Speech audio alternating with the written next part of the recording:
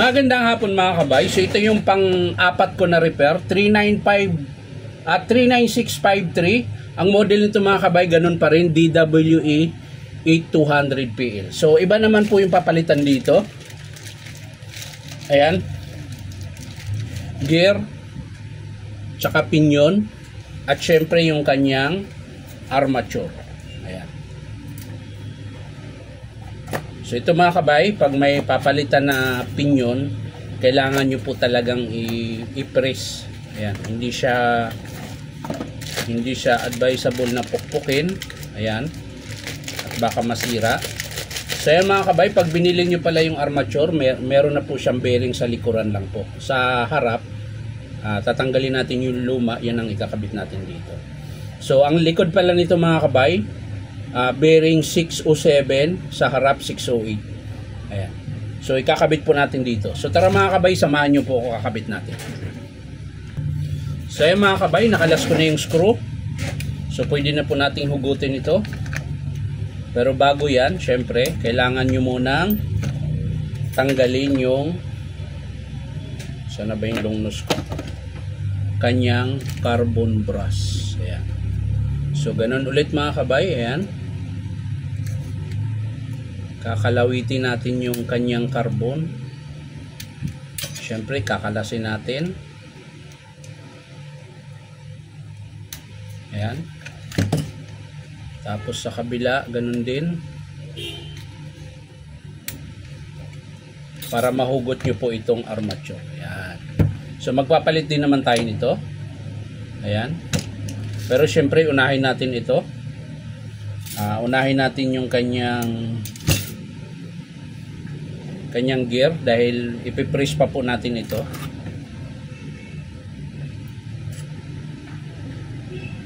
So linisin lang muna natin para mabawasan yung grasa na maitim. Yan.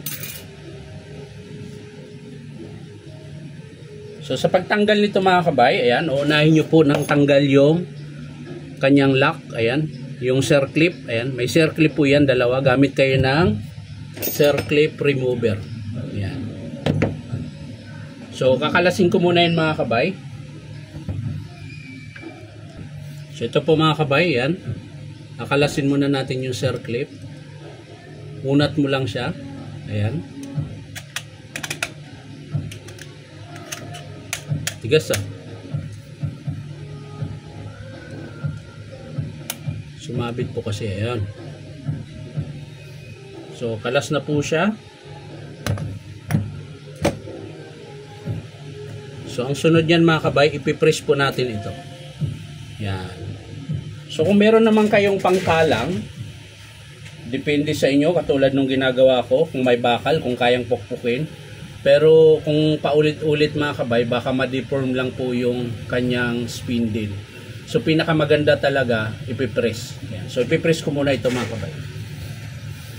So ayan mga kabay, na-press ko na po. Ayan, bumaba na po yung spindle niya. So tatanggalin na po natin yung kanyang lumang gear. Ayan. Tapos syempre linisin natin ito dahil itim na po yung grasa. Ayan. Lilinisin ko lang muna to. So ayan mga kabay, nalinis ko na po. So kita na po yung bearing niya. Ayan, pag nasira po yung bearing na yan, bago nyo makalas yan, kalasin nyo yung tatlong alin, yung kulay itim na screw. Tatlong alin po yan. Yan po yung kakalasin nyo para mahugot yung bearing. So ang bearing pala nito mga kabay, sa mga nagtatanong kung anong bearing sa spindle sa 8200S, 8100S, ang bearing niya po ay 6001. Ayan. Natin, baka mali tayo. 6001RS, yun po yung bearing sa may spindle. Ayan. Pero bearing dito sa harap, sa armature, 608, 607 naman sa likod. So tandaan nyo mga kabay, ang bearing dito sa may spindle, 6001. Dalawang piraso po yan. Isa sa loob at isa dito sa labas. Ayan, meron po siyang bearing dito. So pag kinalas nyo yan mga kabay, sabay po yan makakalas kapag tinanggal nyo yung tatlong alin na screw. Hindi siya alin mga kabay, ano siya, anong tawag ba niyan?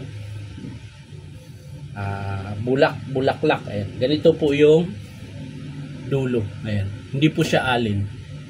Ayan. Ganun po yung dulo. Ayan. Star. Yung iba star tawag, yung iba naman bulaklak. So ayan mga kabay, babalik natin, kakabit na natin yung bagong gear. So lagay nyo lang yan dyan. Tapos kung paano nyo pinipress doon, ganun din po yung pagbalik. So ito naman, babalik ta rin naman natin. Ito naman ang ididiin sa press. So kakabit ko lang mga kabay. So ayan na mga kabay, naikabit ko na yung bagong gear. Ayan.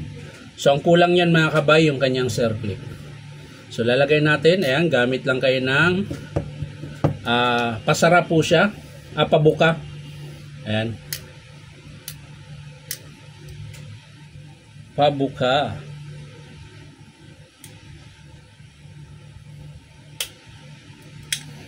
So ayan na, nailagay na natin. Siyempre, ito yung kanyang armature naman ang ating ikabit mga kabay.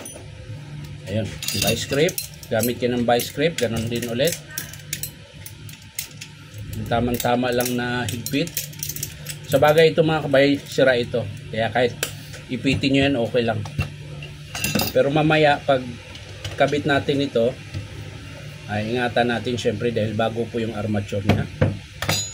Ayan. So ang kukunin lang natin dito yung flange na plastic at yung washer. Ito po.